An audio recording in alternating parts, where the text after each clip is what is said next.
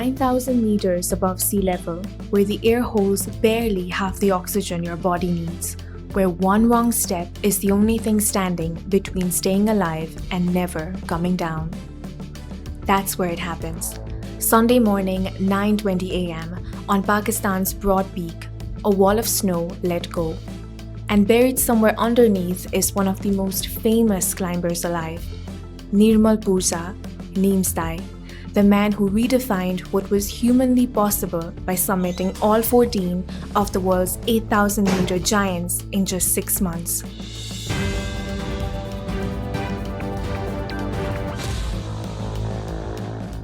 Right now, he and 9 others have gone silent, but there is one detail that makes his story different. Purza isn't just a climber.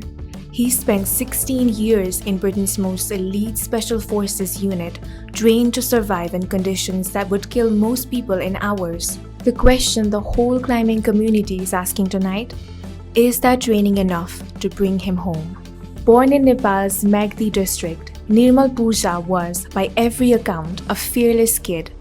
In 2003, he joined the brigade of Gurkhas in the British Army, and from there, worked his way into one of the hardest units on the planet to get into, the British Special Boat Service, the Royal Navy's elite special forces.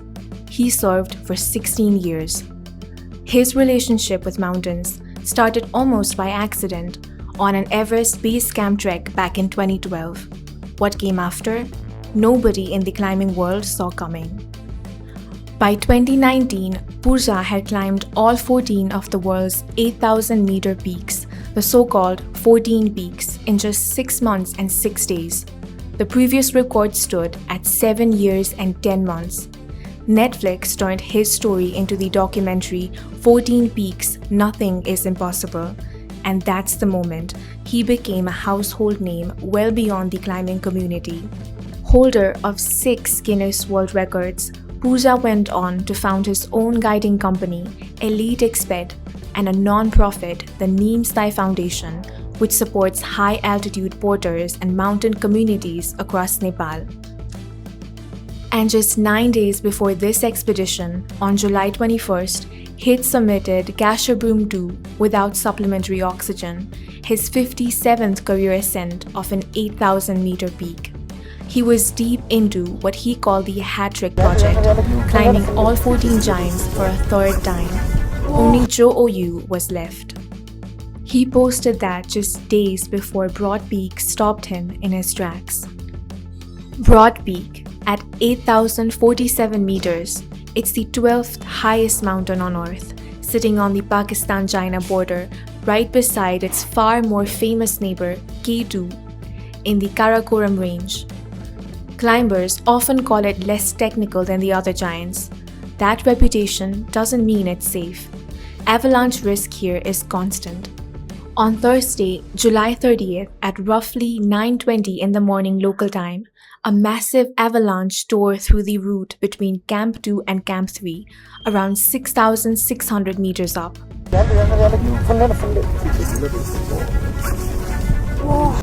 Some reports suggest it may have actually been 2 separate slides. According to Imagine Nepal, the team had already reached Camp 2 by Wednesday. The plan was Camp 3 on Thursday, a short rest, then a summit push Friday. That plan never had a chance to play out. Here's the part that should trouble you. The avalanche hit at 9:20 in the morning, but the first official word of it didn't go out until 10 p.m. that night.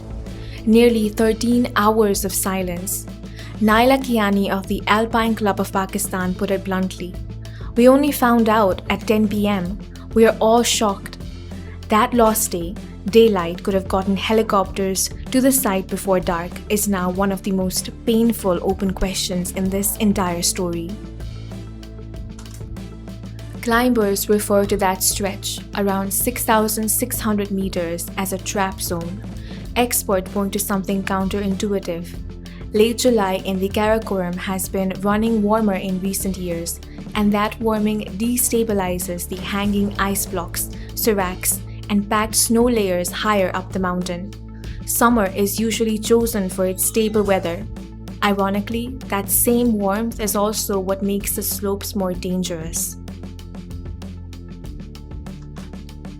And what does that mean for human body caught underneath it? At 6,600 meters, estimates put atmospheric oxygen at around roughly of what it is at sea level. If someone is fully buried, experts say suffocation can set in within minutes. But if a pocket of air forms around them, the real enemy becomes something slower and just as lethal: hypothermia, the body's core temperature dropping hour by hour. Which is exactly why the first few hours after a burial matters more than almost anything else. And the numbers here are brutal. This wasn't one climber caught in bad luck. This was 10 people from 5 different countries swept away in a single moment. If you want reporting that actually goes this deep, hit like. It's what tells us to keep making stories like this. According to the official list released by the Alpine Club of Pakistan, these are the 10 climbers who were on that slope. Nirmal Purza Neemstai from Nepal, Pur Bahadur Gurung, Kili Pemba Sherpa, Nima Sherpa, Nawang Thindu Sherpa, Gelu Sherpa, all from Nepal. Sohail Saki from Pakistan, Mallory Keys from United States, Nadira Ahmed Abdullah Al-Harthi from Oman, and Wang Zhong from China.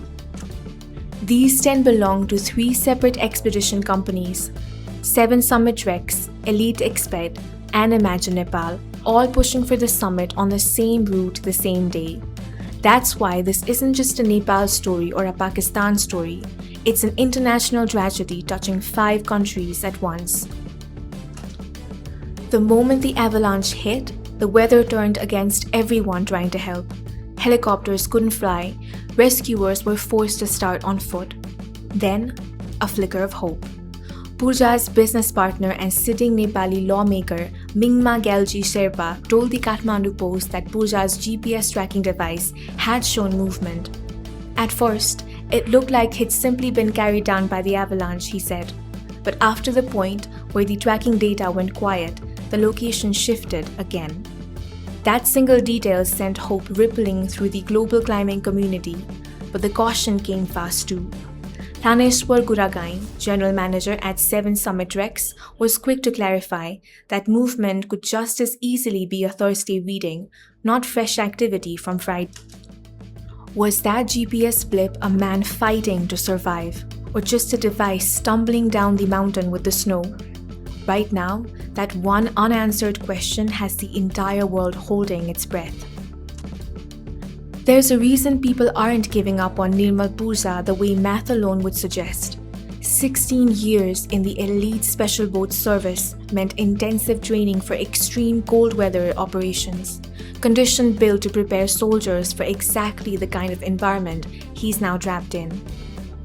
Experts point out that this kind of training teaches something civilian climbers rarely learn: how to conserve body heat, how to control breathing and slow your metabolic rate under stress, how to stay mentally steady in a crisis, and, if it comes to it, how to dig an improvised snow shelter.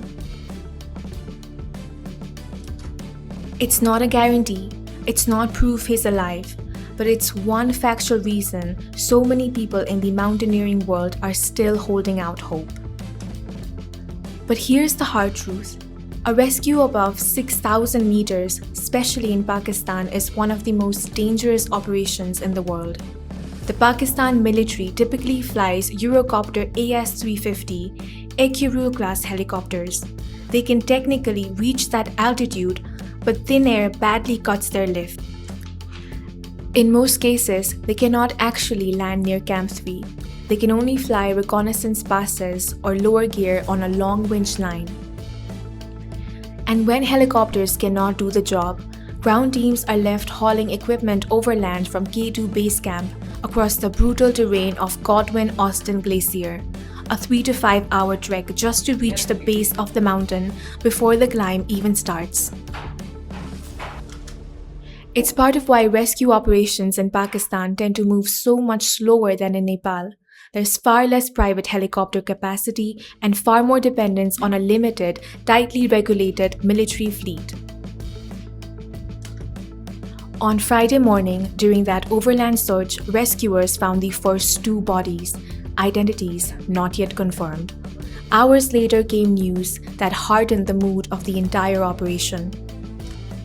According to Karakoram expedition, their staff member Wakar Ali, working alongside Nepali guide Sonu Sherpa and two local climbers, recovered 4 more bodies at the base of the avalanche, directly opposite Broad Peak Base Camp. Officials believe, though it remains unconfirmed, that these are Sohail Saki, Kili Pemba Sherpa, Pur Bahadur Gurung, and Wang Jong. That leaves 6 climbers still unaccounted for, Nirmal Pooja among them. On Friday, 2 helicopters carrying elite Pakistani high-altitude climbers Sirbaz Khan and Shirzad Karim launched toward Broad Peak, loaded with rescue gear, extra oxygen. Climbers on nearby K2 and K3 are descending as well, joining the search. BBC, CNN, The Guardian, nearly every major outlet in the world is treating this as breaking news, updating it in real time. Because this isn't just another mountain accident. This is one of the most recognized climbers alive, and the world is watching to see if he comes down. From Kathmandu to Karakoram, this news has shaken an entire community. #PrayForNamestai is trending across social media. Some of the biggest names in international climbing, fellow alpinists who've shared ropes and base camps with Pooja, are posting messages of support, hoping for a safe return for the whole team. Alpine Club of Pakistan President Major General Irfan Arshad said, "Every possible effort is being made to mobilize helicopter support and rescue resources as quickly as weather and operational conditions allow. We stand with the families and with the international mountaineering community during this incredibly difficult time." Pooja once said, "I take 0 mountains for granted. The moment my foot leaves base camp, it's 100%. Always has been, always will be." Tonight, that same unshakable climber is the one waiting on the world's mercy. 6 people are still out there, buried somewhere in the snow, or if hope holds, still moving through it. Rescue crews are risking their own lives right now, searching from the air and on foot, hour by hour. This story isn't over. We'll be here for every update the moment it happens. Want to be the first one to know when this story updates? Subscribe to the channel. Tap the bell icon so you get notified the second we post. Drop your thoughts and